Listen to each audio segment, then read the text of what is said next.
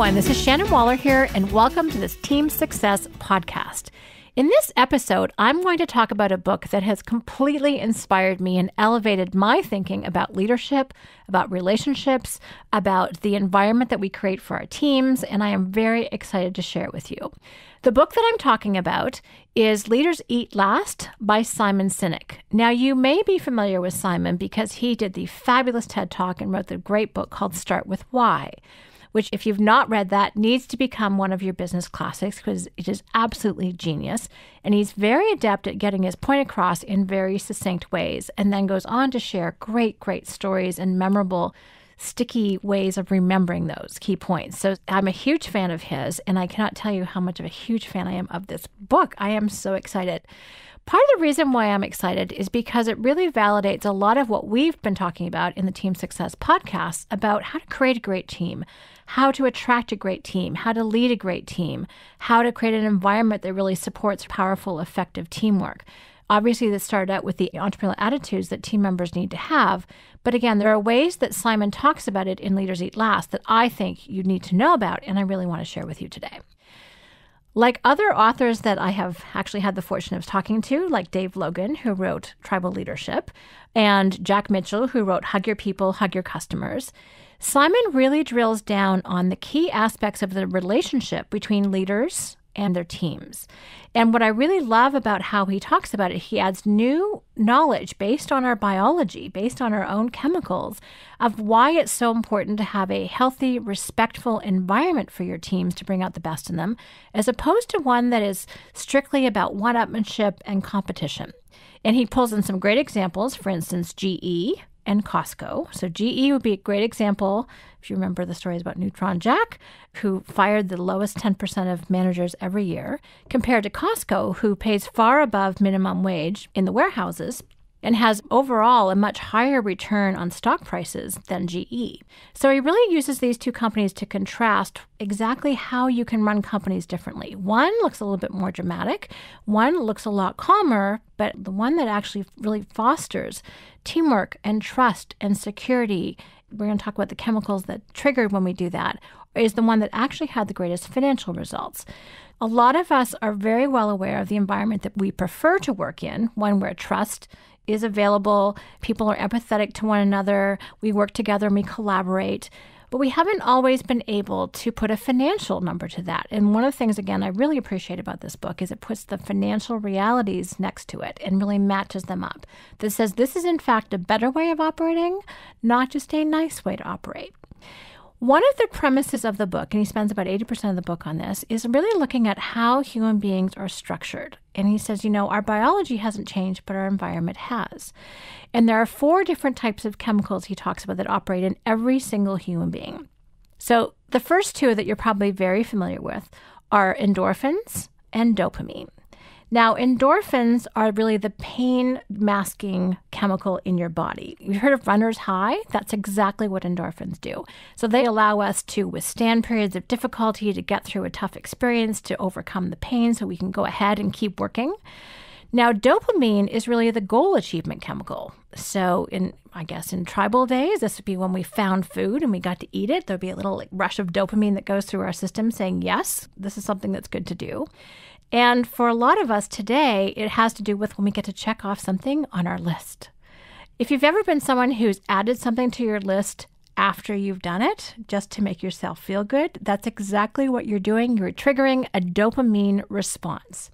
So these 2 chemicals are very much the ones that are about you. He calls them the selfish chemicals. I think they're fairly essential and necessary. But those without the other 2 chemicals really can operate to the detriment of someone. The other 2 chemicals that need to get triggered for really a healthy working society, and not just an individual, but the whole team, are serotonin and oxytocin. These are the trust chemicals. These are the bonding chemicals. You've heard of oxytocin. It's what creates the bond between mothers and their babies. Anytime we go through a tough situation with people and we really bond because we've withstood that difficulty together, that's what gets triggered. And you know it. There's a certain feeling that happens when you really are connected with someone else. And fostering those connections is what he talks about is absolutely critical. We don't actually thrive in environments that are strictly based on dopamine and endorphins. In those environments, we're in competition against one another. That's when salespeople have negative competition. Sometimes competition can spur them to greater heights. We certainly have experienced that in our company. But ultimately, we all have to also appreciate that we are in it together. That it's the combination of everyone's results that matter, not just mine, not just yours, but everyone's. I think about this when I think of basketball teams. You look at the star performers, Michael Jordan's the one I grew up with, when he can score a huge number of points in a game, 54 points, for example. But guess what? 54 points does not win a basketball game. You need everyone's results to actually pull it off. So being a fabulous performer on a fabulous team is actually the way to get those results. One of the other key facets of the book that I found really, really useful is to really focus on developing as a leader your circle of safety. These are the people with whom you experience trust. These are the people that you can really count on. These are the people that you are empathetic to. And part of the reason why I loved reading about this is because that's my experience of working with our team as Strategic Coach. There's an incredible sense of circle of safety. I know I can count on people. They know that they can count on me. We care about one another. We care about what we're doing in the world. And for us, this is such a powerful environment. Now, it's also not a right fit for everybody, and certainly not everybody is a right fit for us. So when people change careers or decide that they need to go somewhere else or that we're not a right fit for them, I'm like, great, this is good. I'm not unhappy with that decision. Go find your tribe. Go find the place where you are a right fit. Because trust is so essential. Patrick Lencioni talks about this in the 5 dysfunctions of a team, is that trust is essential if you're going to function well with other people on your team. And it's something that I think is underappreciated. And I love the fact that Simon puts in this chemical basis for it, because he really describes how human beings operate and why it's important. And again, I love this addition to my current level of knowledge. So empathy is really important, as I've talked about. Respect is obviously really important. And the other thing that's important is to really recognize what causes stress. And what causes stress for everyone, Gallup's done great research on this as well, is lack of control. If you know that you have no control over the work that's coming at you, or your ability to influence it, or to make it a better situation, that is incredibly stressful. It leads to emotional strain, again, because you have no impact on anything. It's kind of fun. I'll talk to my family members, one in particular, happens to be my mom, and she'll think, oh, Shannon, you're so busy. Aren't you stressed? I'm like, well, that's actually not how I experience stress. And it's not. I can be super, super busy. There's no question about that. But I don't interpret that as stress. I interpret that as being really busy. But guess what? I have complete control over what I'm doing. I have a fabulous team with whom I work who will only take what I do and make it better. I have every aspect of lack of stress. Certainly, I need to produce really, really good work and make sure I deliver my part of it. But that's the only stressful part. I just have to be at my best in order to be able to do that. But guess who's in control of that? Me. So it's not like someone else is making me do this. I am the opposite of a victim. I am actually the creator. So that's a very empowering situation to me, not a stressful situation. So we have these conversations occasionally, which is kind of fun. So all of this really is to say that the environment that you create for people through empathy, through respect, through giving people control over the work that they're doing, really affects how they function every single day. If we work with people that we can't trust, that increases our stress hormones. That increases cortisol. You may have heard of cortisol if you've done any health reading whatsoever. It's actually the chemical that they blame on people putting weight on, because it's how we respond in periods of physical or emotional stress. And it's very damaging to the heart. It can be very damaging to your blood vessels. So in environments that actually raise cortisol, they're less healthy. They're also less creative. People who are really stressed do not tend to be the most creative. They're not connecting and bouncing ideas off with other people, so there's less cooperation. There's also less collaboration. So what kind of environment are you creating? What are you fostering? Do you have all the right people around you to actually make this happen? That's something that I think about a lot.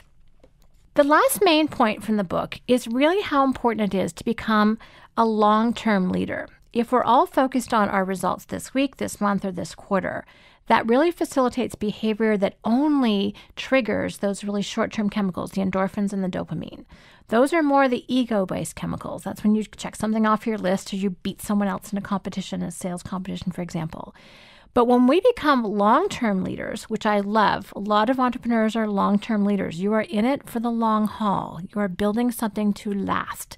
So this really is very akin to the thinking of a lot of the people that Strategic Coach works with, is when you're focused on the long haul, you can afford to do things differently. You can afford to not just pay attention to quarterly results, but take a look at the long haul in terms of what you are building. And that means, are you building the trust of your team? Are you building the trust of your clientele? Are you building the trust of your vendors? Do you keep attracting the right people to come and work with you? And you can afford to make investments and put in place capabilities because you know you have the long term to have them pay off. It's interesting to me that when I do some other business reading, that the term for most CEOs is 3 to 5 years. That's not a long time. One of the things I really appreciate is that I've been working with Strategic Coach since 1991. That's a long time. And I have this long-term perspective. We just celebrated our 25-year anniversary, and we are really looking forward to the next 25 years. That is a very, very different way of thinking as opposed to a quarterly framework.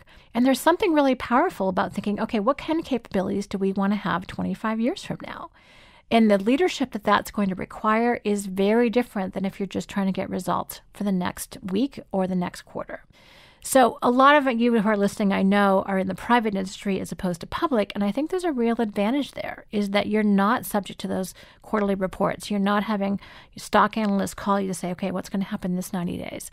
And so we can afford to build in place those longer term capabilities to really look at taking our time to hire the right people, to make sure that they're going to be the ones that actually help build your company for the long term.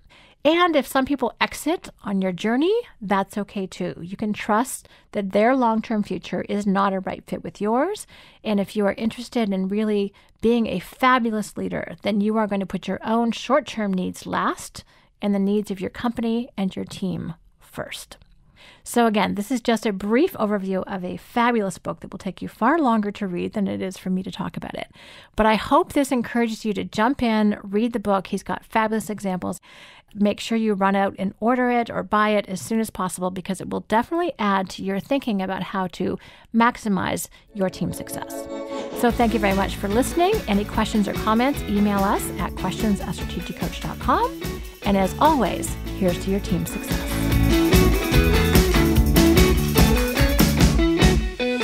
Hi, everyone. If you like what you heard today, make sure you subscribe to the Team Success Podcast on iTunes. And if you're interested in learning more about the Strategic Coach program for entrepreneurs, absolutely go and visit strategiccoach.com or check out our channel on YouTube. For free downloads and more team success strategies, also go to teamsuccesshandbook.com.